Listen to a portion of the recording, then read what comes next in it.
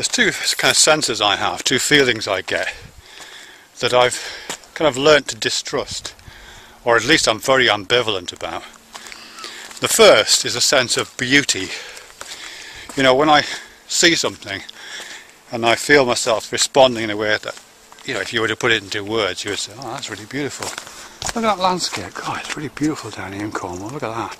Those beautiful cows, bulls, whatever the hell they are. Look how beautiful that is. You know, or if I was to, you know, look at a person and say, oh wow, that person's really beautiful. Part of me is also thinking I'm being fooled, or I'm being manipulated. Fooled and manipulated. Manipulated in the sense that our sense of beauty is a product, isn't it? I mean, I don't know to what extent this is completely accurate, but there's good evidence to suggest that at least a significant amount of that sense of beauty is an evolutionary sense. Evolutionary aesthetics, it seems to be mostly called. Quite a bit been written about evolutionary aesthetics. You know, the evolution of an aesthetic sense that propels us towards outcomes, towards actions which will be selective, you know, which will be reproductively successful or give us enhanced survival prospects. So it says, you know, I mean, the theory is we find a beautiful landscape beautiful because to our evolutionary ancestors, at least in the original sites of our evolution, I suppose we spent much time, those kinds of landscape would offer us the survival and reproduction possibilities. We find, so the theory goes, certain kinds of people beautiful. At least a significant number of people find us have a similar kind of sense of what a beautiful person looks like, because there's a possibility of enhanced reproductive success with that kind of person. That's the theory. Sure, it's not the only story, but that's interesting. And I don't like the feeling of being a slave to my evolutionary origins. I can't help but, I mean, I can appreciate them and I enjoy them, but I don't want to be the sum total of them, you know. So for that reason I find beauty a little bit disconcerting, a little bit untrustworthy.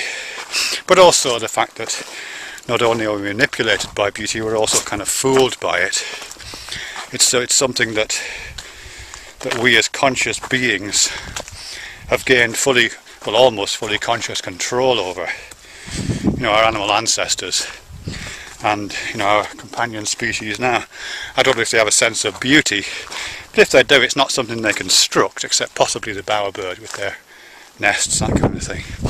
They, whatever compels them to take certain actions, and whatever they're feeling that's propelling them to do that, it's coming out of the natural environment they're embedded within.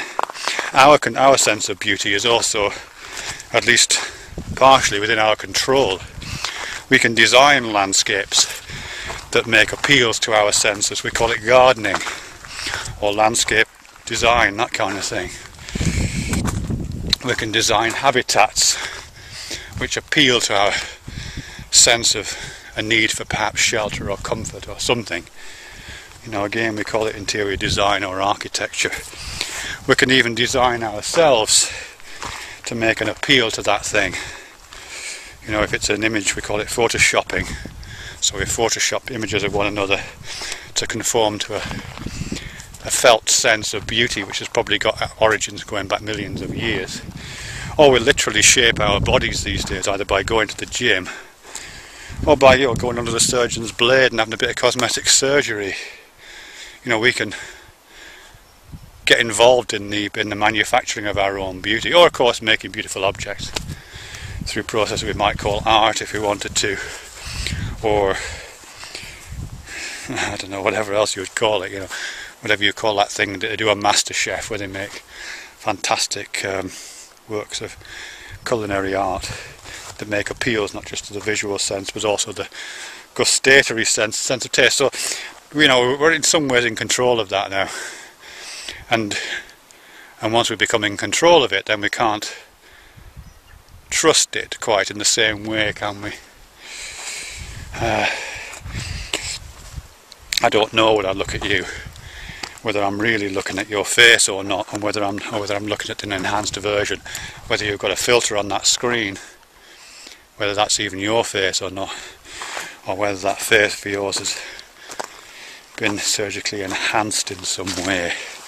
So for all these reasons, yeah, and don't even get me started on the Nazis and Hugo Boss suits. But for all those reasons, I don't trust beauty in quite the same way. I like it, I appreciate it, but I can't trust it. I find it shallow. But the same thing is true of something else, and that is conviction. Absolute belief, certainty. Because belief, certainty, not that kind of belief which has a lot of conviction to it, certainty, is also an evolutionary trait, isn't it, that goes back millions of years. Committing oneself to the absolute belief in, for example, the fact that these gorse bushes are prickly. I don't need to doubt that.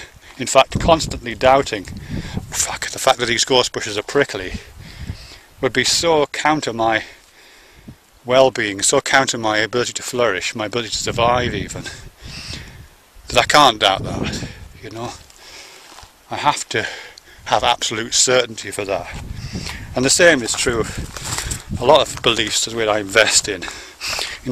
Even ones that turn out not to be true, the rustling in the woods at night, which is probably just the wind, but could be a bear. And even though there's no bears in England, if I am walking through the woods at night and I hear a rustling, I'm still a little bit scared. The old stories kick in, and I'm feeling my ability to believe, the necessity of my ability to suspend disbelief in the existence of the bear in the woods, or be convinced, for good evolutionary reasons, that there is a bear in those woods. I can feel that kick in, and my being certain is part of that. Just like we can manufacture beauty, by the application of Photoshop, or by the application of cosmetic surgery, or the employing of a garden designer, or an interior designer, or a fashion designer, or a makeup artist. So also we can manufacture conviction, manufacture certainty, don't we? We often don't realise we're doing it when we're doing it. Sometimes it often pops in afterwards, quite ruefully at the end of some process. We're involved in a cult, or involved in a bad relationship, or we signed up for a particular ideology for a while. A bit later on, we look back ruefully on this and we say, oh yeah, well, yeah, you're right, I just kind of convinced myself it was the right thing to do, or I convinced myself that that person cared for me, or I convinced myself that that political organisation was, had the right ideas. Convinced myself. We don't tend to have that under quite the same control, although in some cases people do, don't they? I think people do sometimes try make an effort to convince. I've certainly done that. Made efforts to convince myself, quite fully self-conscious efforts to convince myself. In a way, that's one of the things that actors do, I think, isn't it? Good actors, at least. Convince themselves, not of the details of the truth of what they're saying.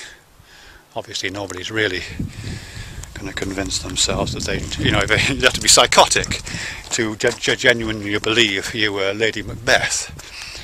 But, good actors are able to engage in convictions.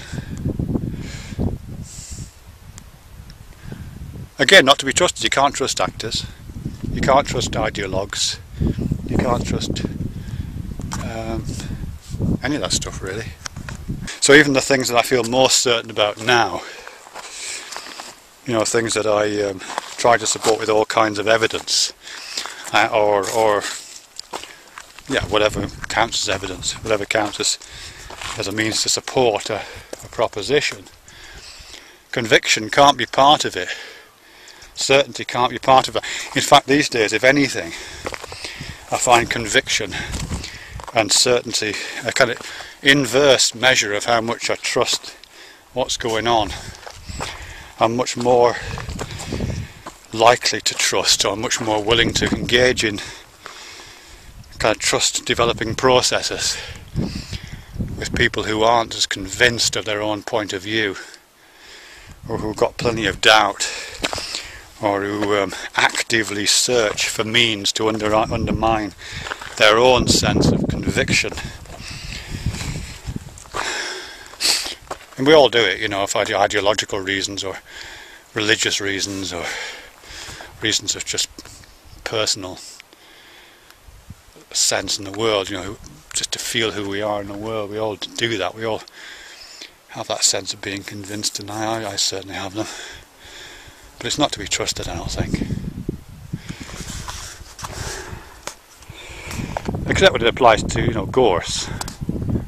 I really would believe that gorse to be very, very prickly indeed. But I could be wrong.